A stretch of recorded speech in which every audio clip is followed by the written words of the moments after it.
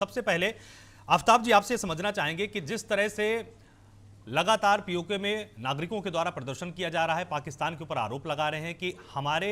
हाथों में अगर बंदूक आई है तो इसके लिए पाकिस्तान की सरकार जिम्मेदार है। इन दावों में कितना दम है और क्या वास्तव में पाकिस्तान सरकार की तरफ से पीओके में जो भी नागरिक रहते हैं या जो भी वहां के निवासी हैं उन पर आर्थिक नाकेबंदी की गई है, जिस तरह के आरोप हैं, वास्तविक असलियत क्या है वो मैं एक बार आपसे पहले समझना चाहूंगा।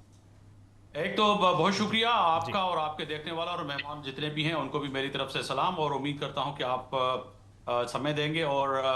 क्रॉस टॉक ना होते हुए प्रोग्राम का कुछ ना कुछ नतीजा निकले, जो आप मेहनत भी कर रहे हैं। और इसके साथ साथ मेरा नाम आफ्ताब मुगेरी बलोच है, नॉट मुगेरी, और मुगेरी लाल मैं नहीं हूं। तो पहले से ही ये बता देता हूं कि अमूमन आपके यहाँ मोगरी लाल पाए जाते हैं तो कहा जाता है शायद मैं मोगरी लाल हूँ, तो मैं मोगरी बलोच हूँ, तो बलोच आफ्ताब बलोच भी कह सकते हैं आप। दूसरा, आपने मुद्दा जो आज उठाया है कश्मीर का, तो हम तो चाह रहे थे कि बहुत अच्छी बात है कि ये जो बात आप कर रहे हैं, हम तो सन 47 से लेके अब तक बारहा ये बात करते आए हैं, आलमी सतह पे भी, आलमी फोरमों पे भी, यूनाइटेड नेशन की जनरल असेंबली में भी, और जो है पाकिस्तान समेत आलमी बड़े बड़े फोरमों पे भी जाके हमने बात की है कि कश्मीर का जो मामला है वो हल होना चाहिए। चाहे वो इस तरह का हमारे पास जो कश्मीर है, और ख़ास तौर पर जो हिंदुस्तान ऑक्युपाइड कश्मीर है उस पर भी जो है बात होनी चाहिए, क्योंकि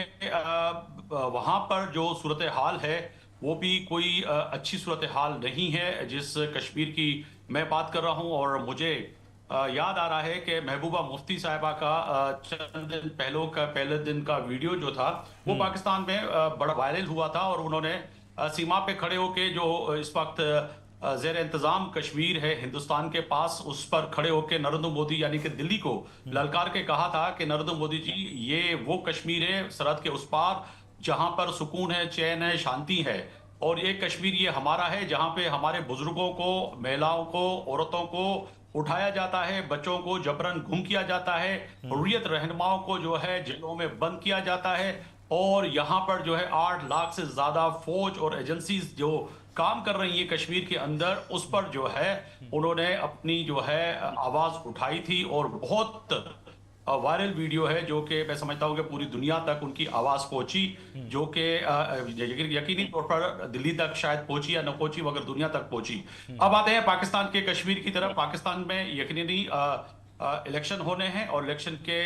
दौर में, इलेक्शन के वक्त में हर जगह पे ऐसे मसाइल होते हैं जिनको रियासतें और हुकूमतें हल की जानिब बढ़ती हैं और बातचीत अपने लोगों की सुनती हैं। इसी तरह हिंदुस्तान के अंदर भी कई मुद्दे जो, जिस तरह से मणिपुर का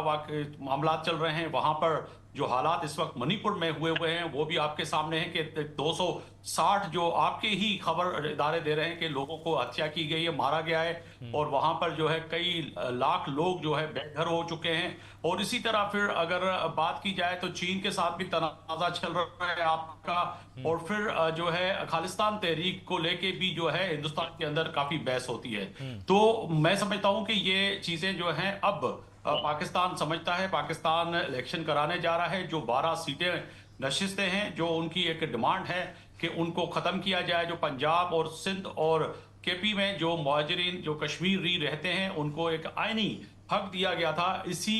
जो है आजाद जम्मू कश्मीर की असेंबली ने। तो पाकिस्तान ने बारहा, और पाकिस्तान की मौजूदा हुकूमत ने कहा कि अगर